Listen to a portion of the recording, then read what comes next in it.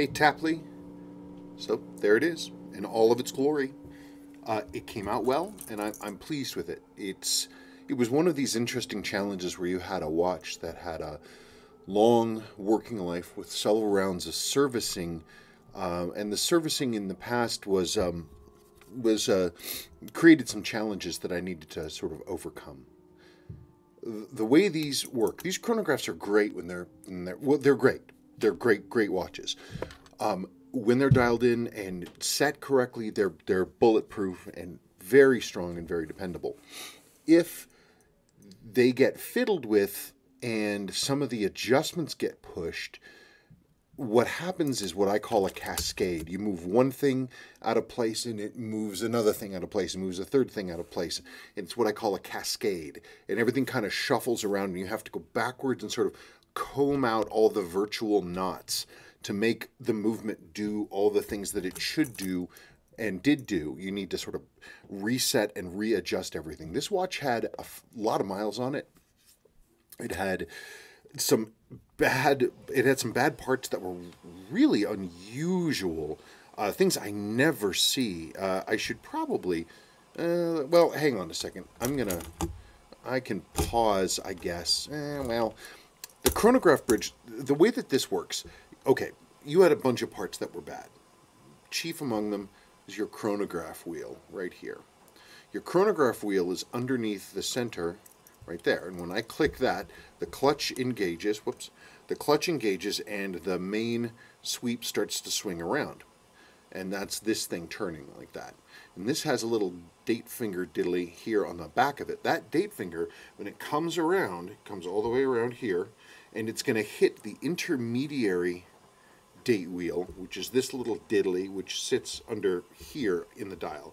And it hits this, and that turns that over, which turns over the wheel for the minute counter wheel.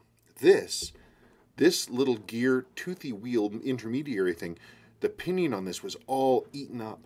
All eaten up. And the reason, I'm not quite sure the reason for that, but your the bushing that this goes for, it's like the little bearing that sits in the chronograph bridge that holds this, was just gone. I have no idea where it went. I didn't find it. I don't know where it went. But it wasn't there. Also, the bridge was all kinds of hacked up. So I had to replace that bushing. I actually have one here. I grabbed one so I could show it to you. It's right there. This little silver flake right there on my finger. This is the bushing for the chronograph intermediary wheel, the upper one that's in the train bridge right there. That's the little bearing. And yours was simply gone, and this is a visual aid of what these things look like. So I had to get one and then build that in for you. I'll put that right over there.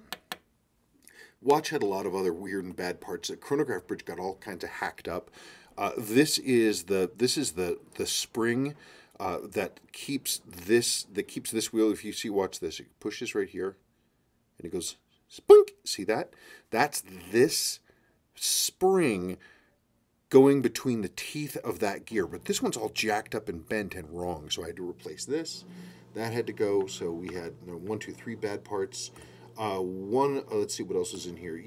This is the intermediary wheel that goes between the hour wheel up here and the date driving wheel, which is over in this area. And this is a later one. This watch was made in 1976. And so this wheel, by this point, was made of plastic, which normally is fine. Seiko says, oh, well, it's self-lubricating.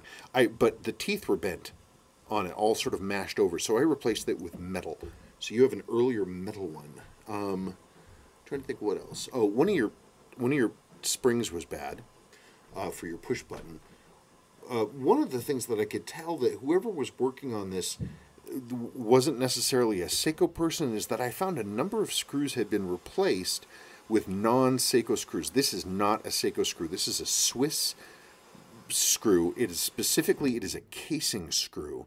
However, the thread and the head size was more or less right, so this got used for the winding bridge.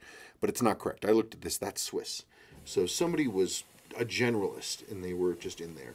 These little black things that you see here, those are what's left of the like the button seals and the crown seals and things like that.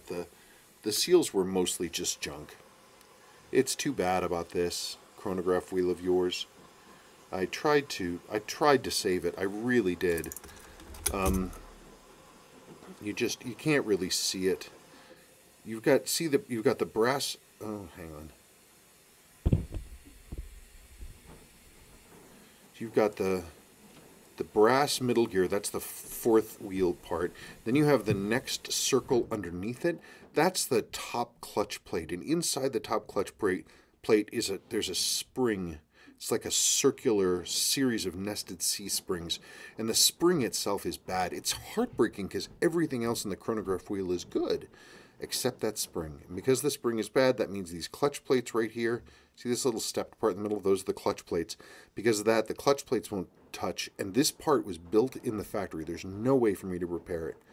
I mean, sometimes I can tweak things a little bit to try to get them to sit down, but this one, it just wouldn't do it. It wouldn't hold. It's just heartbreaking. I wish this could be rebuilt because these are just precious. So you're getting all this stuff back. Hold on to this stuff. You never know. Maybe years down the road or whenever, I'll figure out some crazy way to pull these apart and fix them. And that would be a nice thing. Oh, and there's your original crystal. And this is something that's fun. This was underneath the crown right here. It was in there. This is just fuzz. This is decades worth of fuzz. So there you go. There's fuzz. That's the kind of things I see. The watch itself is perfectly fine.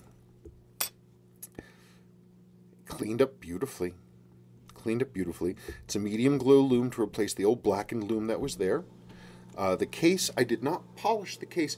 What I do, well, I don't machine polish the case. What I do is I do a very fine hand polishing on the surfaces. It's not going to remove everything. It just gives it a higher shine and makes it look a little cleaner. The bracelet does have the 2 extra links that you requested. And I don't know, that's really about it. The whole watch is functional.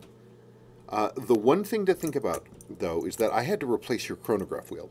Now, normally, when I replace a chronograph wheel, you're supposed to, according to Seiko specs, also replace this main sweep, because this hand was mated to this chronograph wheel. But these hands are not really available anymore, so you can't really just replace them willy-nilly like you're supposed to. So I reseated this original hand onto the new chronograph wheel. Now, 99 times out of 100, that's perfectly fine.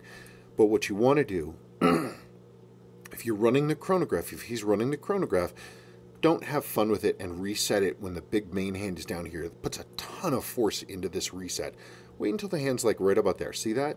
It's right about 2 or 3. Okay, fine. And there, then reset it. You just want to do yourself a favor and protect this as much as you can. Don't reset it when it's all the way the heck down there. You're pushing your luck a little bit. It could be perfectly fine, and I'm sure it is great, but just a little bit of caution. A little bit of caution. Anyway, that's it. Everything works as it should. Quick set day date. There it is. Lovely. Okay. Well, hey, thank you so much, Tapley. I really appreciate it. And the next time you're in Patton Park, give the tank a pat for me. I spent many lovely, fun summer days jumping around on that tank and getting stung by wasps. Okay. Thank you so much.